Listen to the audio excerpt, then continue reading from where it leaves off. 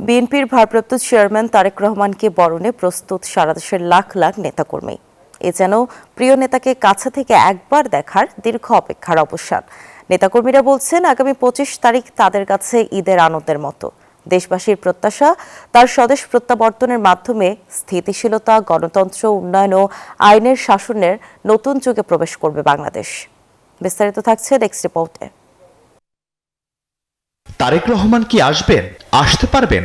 কেন আসছেন না? তার দেশে আসতে বাধা কোথায়? কিছুদিন আগেও চায়ের আড্ডা কিংবা খাবার টেবিলে কিংবা কোনো জনপরিসরে অথবা কোনো টেলিভিশনের পর্দায় এমন প্রশ্ন ছিল আলোচনার তুঙ্গে।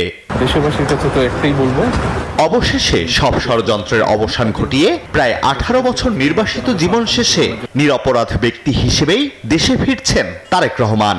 যদিও এর নেপথ্যে রয়েছে দীর্ঘ আইনি লড়াই ও রাজনৈতিক সংগ্রামের ইতিহাস। প্রিয় নেতাকে বরণ করতে শেষ মুহূর্তের প্রস্তুতিতে দম ফেলানোর ফুসরত নেই সারা দেশের বিএনপি নেতাকর্মীদের। বন্দরনগরী চট্টগ্রামের নেতাকর্মীরা নেতাকে বরণ করতে ঢাকা যাওয়ার সব প্রস্তুতি সম্পন্ন করেছেন। তাদের প্রত্যাশা, তারেক রহমানের আগমনের মধ্য দিয়ে বিএনপির রাজনীতি সহ দেশ নতুন অধ্যায়ে প্রবেশ করবে।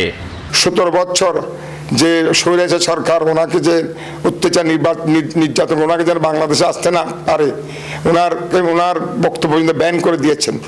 আজকে মানুষের একটা প্রতীক্ষা, কখন তারেক রহমান সাহেব আসতেছেন। বরিশাল থেকেও তারেক রহমানকে বরণ করতে লঞ্চ ও বাসে ঢাকা যাওয়ার প্রস্তুতি নিয়েছেন হাজারো নেতাকর্মী সমর্থক। তার আগমনের খবরে উজ্জীবিত স্থানীয় নেতৃত্ব। আমরা ঝাঁকে ঝাঁকে, আমরা লঞ্চ গাড়ি সমস্ত ভরে আমরা অন্তপক্ষে সবাই আমাদের স্বতঃস্ফূর্তভাবে আমরা ঢাকায় যাব। আমরা উচ্ছ্বসিত, আনন্দিত, উদ্বেলিত। আমরা মনে করি তৃণমূলের আশা ও ভরসার প্রতীক হলো জনাব তারেক রহমান। এদিকে রাজশাহী মহানগর বিএনপি তারেক রহমানকে বরণ করতে ব্যাপক প্রস্তুতি নিয়েছে। নেতাকর্মীরা বলছেন, তিনি ফিরলে দেশ আবারও গণতান্ত্রিক ধারায় ফিরবে। তিনি আসার পরে যারাই ষড়যন্ত্র লিপ্ত ছিলেন এবার তারা ভোট বানচাল করার জন্য লিপ্ত রয়েছে, তখন ইনশাল্লাহ সমস্ত ষড়যন্ত্রকারীরা তারা আর ষড়যন্ত্র লিপ্ত হতে পারবে না। বাংলাদেশের অভ্যন্তর উন্নয়ন, নিউ জেনারেশনের ভাগ্যের পরিবর্তন, ইতিমধ্যে তিনি যে 31 দফা দিয়েছেন তার মধ্যে দিয়ে বাংলাদেশে একটি আমূল পরিবর্তন আসবে। প্রস্তুতির কমতি রাখেনি রংপুরের নেতাকর্মীরাও। তারেক রহমানের হাত ধরে পিছিয়ে পড়া এই অঞ্চল বদলে যাবে, প্রত্যাশা উত্তরের নেতাকর্মীদের। সারা দেশব্যাপী ব্যাপক উৎসাহ, উদ্দীপনা এবং একটি গণজাগরণ সৃষ্টি হয়েছে এবং একটি প্রত্যাশার জায়গাও সৃষ্টি হয়েছে। আমরা আনন্দে আত্মরা হয়ে আমরা তাকে আলিঙ্গন করব, তার প্রতি সম্মান জানাবো। ময়মনসিংহের নেতাকর্মীরাও ঢাকা যাওয়ার শেষ মুহূর্তের প্রস্তুতিতে ব্যস্ত সময় পার করছেন। তারেক রহমানের দক্ষতা, মেধা, ধৈর্য, সহনশীলতা, বুদ্ধি, কৌশলের মধ্য দিয়ে তিনি প্রমাণ করেছেন তার নেতৃত্বেই আগামী দিনে বাংলাদেশ চলবে।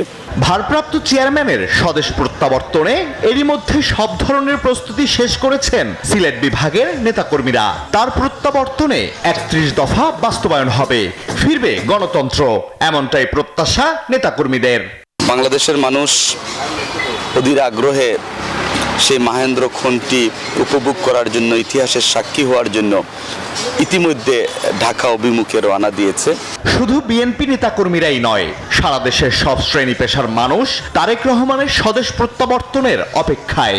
তার আগমনের মধ্য দিয়ে নিরাপদ, স্থিতিশীল, উন্নত ও সাম্যের বাংলাদেশ প্রতিষ্ঠার শুভ সূচনা হবে, এমন প্রত্যাশা দেশবাসীর।